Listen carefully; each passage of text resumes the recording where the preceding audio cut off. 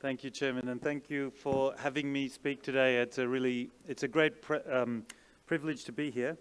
Let me just check that I have this. I want to begin by saying I arrived in India 2 years ago with my family. I'm actually of Sri Lankan descent, but was born in Australia. And there are two things I want to highlight that have really inspired me since I've been here. You know, my mother says that maybe in a past life I was born in India, you know, because I have a real affinity to, especially two things I want to highlight. A lot of De Silvas in India, my class teacher in Delhi. Really? In the year 1958 was a De Silva.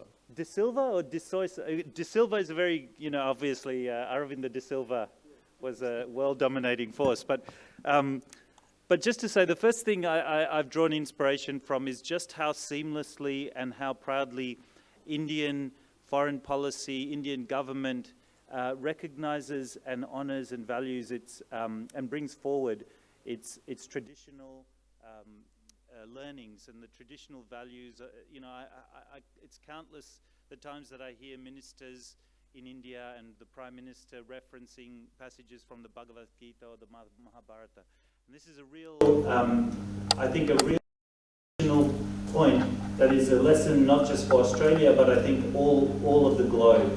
That you know, in Australia we are the proud inheritance. We have a proud inheritance of the oldest living indigenous civilization on the planet, and these peoples, these cultures, operated in perfect harmony, perfect symbiosis with the planet for many, many thousands of years before modern, you know, before the Industrial Revolution.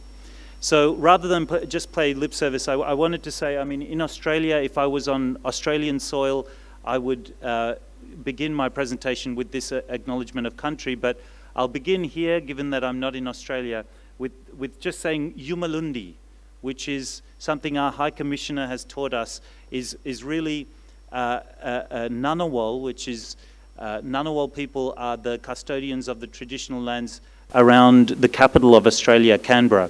So I'll begin by saying Yumalundi, which means welcome in their language. But that is the first inspiration I draw from working in India. The second is very much tied to my role in government.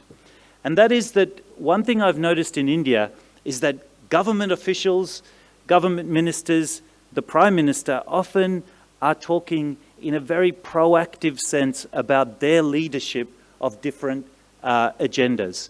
Hydrogen is just one of them. In Australia, we are very proud and are a country that has had a long history of being very open to global trade and very much market-driven. So one of the things that I think we have to draw from India, and Australia is doing this gradually, and even in the 2 years I've been here, I see a change in our system, is that we need to move from a mindset in Australia of what I would call a kind of market failures correction model of government, which is to say that the private sector will take forward a particular industry and government's role is simply to fix where there are some kinds of gaps in the market or failures of information or other kinds of things from that kind of mindset of market failure to what I think the first speaker actually referred to, which is in sectors like green hydrogen, we aren't talking about minor tweaks to a market that already exists. We need to be very open and transparent with the fact that we are talking about transformational changes that are about creating new markets. And they create very, very different challenges in terms of the role that a government plays. So I want to come back to that theme. And I think particularly when we're talking about the role of government, we also have to think about what really are we getting from international partnerships. Because especially in the context of two countries like India, India and Australia, where we have long had a fantastic relationship from effectively the time Australia was founded and certainly from independence when India gained independence. While we have that strong relationship, I think it's incumbent when we move into a field like this, where we are talking about creating a new economy, a new hydrogen economy, that we really are forensic about exactly what are we saying that each partner is going to bring to the table. So before I get into my substantive speech, I want to say that if we look at things like, if we look at the renewables supply chains that exist to date, there are to me three components that are crucial in seeing these kinds of new supply chains emerge. The first is technology. The second, I would say, is government incentives at scale. And the third is sustaining demand, like an a sort of captive demand that is inherently there, so that the government's role does not have to be sustained over the long period, over the long haul.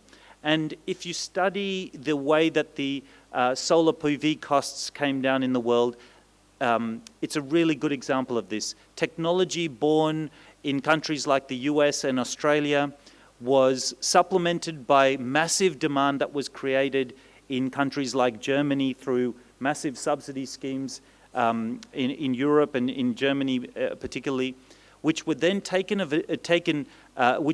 a huge demand, which was ultimately met by the manufacturing scale that China was able to bring to the equation.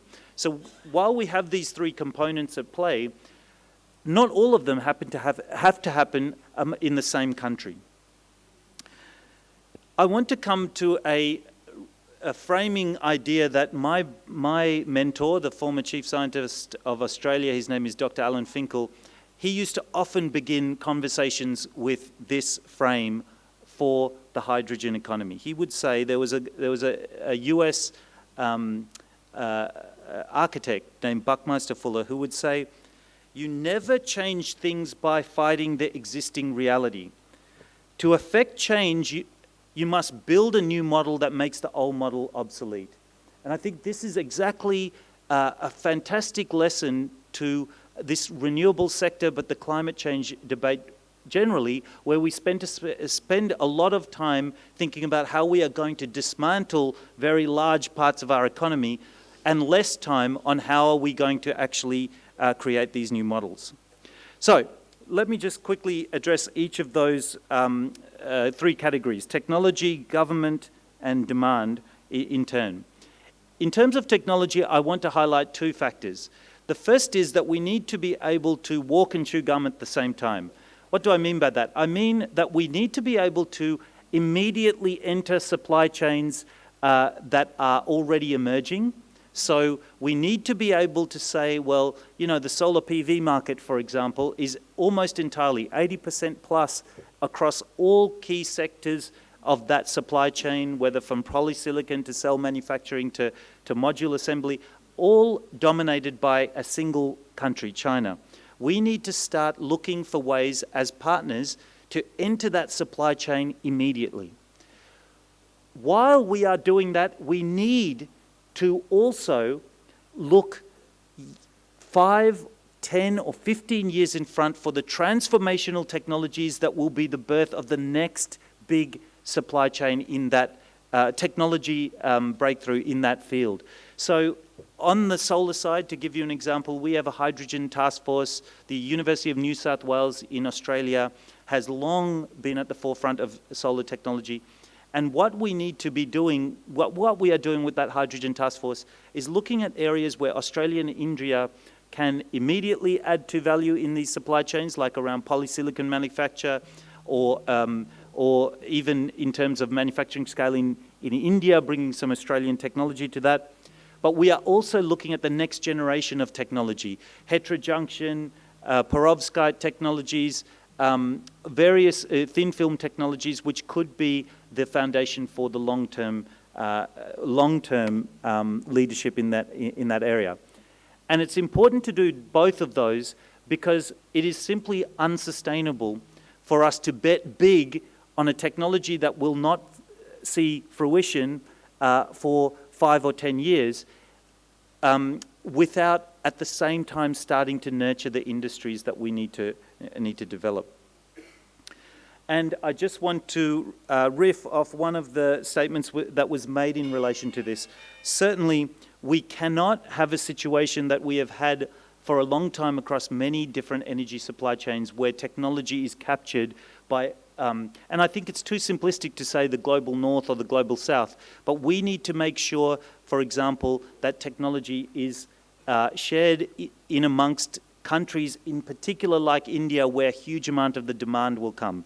And that is the second thing that I wanted to reference.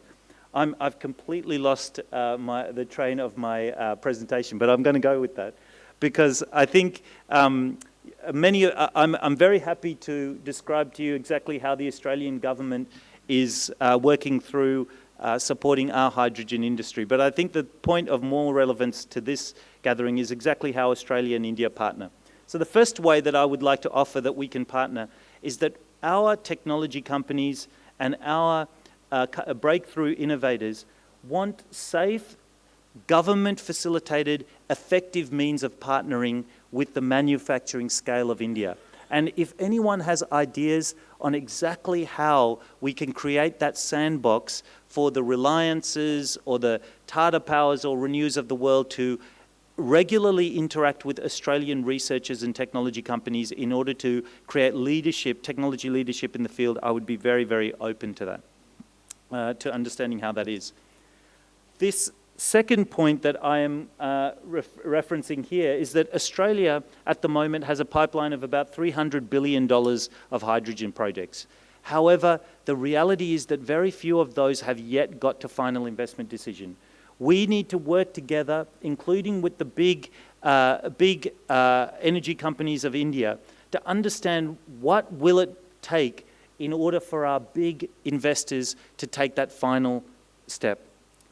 I'll leave it at that because I know I've run out of my 10 minutes, but I wanted to say that Australia is setting in place partnerships across a variety of our key trading partners, and of course India is front and centre in that. I see a role for India not only in the context of our bilateral cooperation, but also cooperation with Quad countries like the United States, countries like Germany, where we can start to think, how do we each bring to the table our own comparative advantages and piece together these new supply chains to make sure that we have diverse and alternate supports and supply chains for these future economies. Thank you very much for having me, and I'm very happy to meet you all afterwards. Thank you.